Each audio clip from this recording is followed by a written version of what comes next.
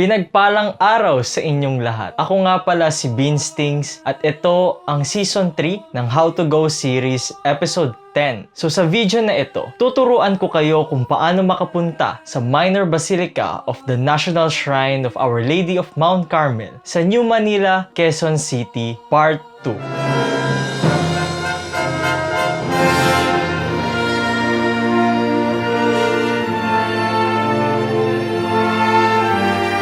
Maraming salamat sa pag-click nyo sa video na ito. Katulad din sa mga previous episode, ang ating mode of transportation ay public transportation. Commute lang ang ating gagawin para makapunta sa simbahan na ito. As much as possible, gagawin kong clear ang instructions para lahat ay makapunta sa simbahan ng Mount Carmel sa New Manila. At ang pinakamaganda sa video na ito, kahit saan ka nakatira, kahit taga Northeast, West or South ka pa nakatira, ay pwede mong sundan ang travel guide na ito. Basta kapag meron akong nabanggit na lugar na alam nyo kung paano makapunta sa lugar na iyon, pwede mong sundan ang travel guide na ito. Pero kung newbie ka naman, pwede at para sa'yo talaga ang video na ito. At palagi kong paalala, ang mga pamasaheng mababanggit ko sa video na ito ay ang kasalukuyang pamasahe kung kailan ko in-upload yung video na ito. Kung meron namang anunsyo ang national government na may price hike o di kaya ang pagbaba ng presyo ng pamasahe, ayun ang susundan nating pamasahe. At ngayon nabanggit ko na lahat ng aking pwedeng mabanggit, tayo na pumunta sa travel route guide.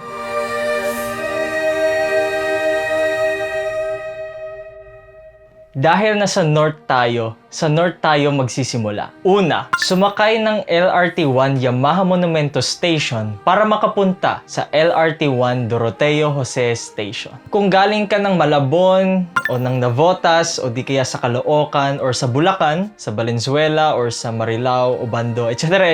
Kapag merong biyaheng papuntang monumento ay sakyan nyo na ang jeep na ito kasi kailangan nating sumakay ng LRT1 sa Yamaha Monumento Station. Pagdating nyo sa LRT1 Yamaha Monumento Station ay umakyat lang kayo rito. Make sure na ang pupuntahan yung ticketing booth o yung platform na pupuntahan ninyo ay ang platform papuntang Dr. Santos Station, formerly Sukat. Dahil ang LRT1 Yamaha Monumento Station ay nasa norte at ang pupuntahan natin ay Doroteo Jose Station ng LRT1 at nasa south yon, kaya pa southbound ang ating pupuntahan na platform. Kaya muli, pag akyat nyo sa LRT1 Yamaha Monumento Station bound for Dr. Santos Station, ay pumunta lang kayo sa ticketing booth at bumili lang kayo ng ticket na papuntang LRT1 Doroteo Jose Station. Ang pamasahe ng LRT1 Yamaha Monumento Station papuntang LRT1 Doroteo Jose Station ay 25 pesos. Kung first time mo gumamit ng LRT1, huwag kayong mag-alala, gabay ko kayo. Para malaman nyo na kapag nasa Doroteo Jose Station ka na ng LRT1, ito ang mga pwede nyong gawin. Una, kada estasyon inaanunsyo naman kung anong napupuntahan na ng bagon na sinakyan ninyo. Kapag inanunsyo na Doroteo Jose Station na, ay pwede ka nang bumaba ng tren. O di kaya ang ikalawa, tingin ka lang sa labas at kapag nakita mo ang sign na Doroteo Jose, nasa destinasyon ka na at pwede ka nang bumaba. At ang ikatlo, pwede mo rin namang gawin, sa kada pintuan ng mga bagon ng LRT1 ay merong mga mapa ng estasyon ng LRT1. Pwede mong bilangin from Yamaha Monumento Station papuntang Doroteo Jose Station kung ilang stops ang pupuntahan nito para sa ganoon, gabay ka sa biyahe mo. Kaya kapag first time nyong gumamit ng LRT1, itong tatlong bagay ang pwede nyong gamitin. Pagdating nyo sa LRT1 Doroteo Jose Station ay bumaba na ng tren at lumabas na sa estasyon. Ang ikalawa nyo namang gagawin. Mula sa LRT1 Doroteo Jose Station, kailangan lang nating pumunta sa LRT2 Recto Station. Paglabas mo sa LRT1 Doroteo Jose Station, what I meant na lumabas ka sa LRT1 Doroteo Jose Station ay pag-tap mo ng beep card mo o yung pag-insert mo ng single journey ticket mo. Ngayon, paglabas mo sa LRT1 Doroteo Jose Station, ay dumiretso ka lang sa Lagusan papuntang LRT LRT2. May mga signages ka namang makikita kung paano makapunta sa LRT2. Parang footbridge yung lalakaran mo dahil nasa itaas talaga ito. Ito yung daan mula LRT1 papuntang LRT2. Lakarin nyo lang ang footbridge na ito hanggang sa makapunta ka sa LRT2 Recto Station. Kaya naman, ang ikatlo mo namang gagawin. Mula LRT2 Recto Station, kailangan mong pumunta sa LRT2 Hillmore Station. Pagdating mo sa LRT2 Recto Station, pumunta ka lang sa ticketing booth at bumili ka ng ticket na papuntang LRT2 Hillmore Station. Ang pamasahe mula LRT2 Recto Station papuntang LRT2 Hillmore Station ay 25 pesos. Para malaman nyo kung anong platform ang aakyatan nyo, ang LRT2 Recto Station ay ang northbound ng LRT2. Ang Hillmore Station naman ay pa-south. Kaya pa-southbound ang ating platform na pupuntahan. Basta yung escalator na paakyat papuntang Antipolo Station ng LRT2, yun ang platform na sasakyan ninyo. At syempre, LRT2 Recto Station yung dulong estasyon. So, sigurado naman na isa lang talaga ang akyatang pupuntahan mo. Dahil bakit ka akit sa kabila hanggang LRT2 Recto Station lang talaga ang biyahe. Pagdating ng tren ay sakyan na ito at hintayin nyo lang makarating sa LRT2 Hillmore Station. Pagdating mo sa LRT2 Hillmore Station ay bumaba ka na ng tren at mag-exit ka na sa estasyon. Ang ikaapat mo namang gagawin. Mula LRT2 Hillmore Station, kailangan natin maglakad papuntang Broadway Avenue hanggang sa makapunta tayo sa simbahan.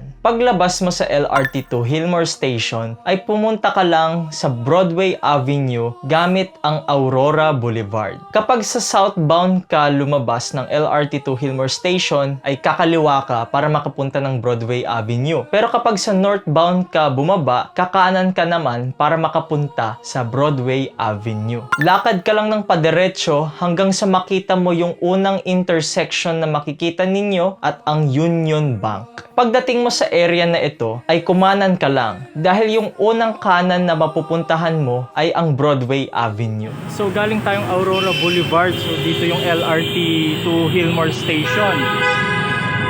Pagkatapos paglakad nyo sa Aurora Boulevard, yung unang kanan na mapupuntahan nyo ay ang Broadway Avenue. Actually di kita dyan, ito na lang. Ayan, Broadway Avenue.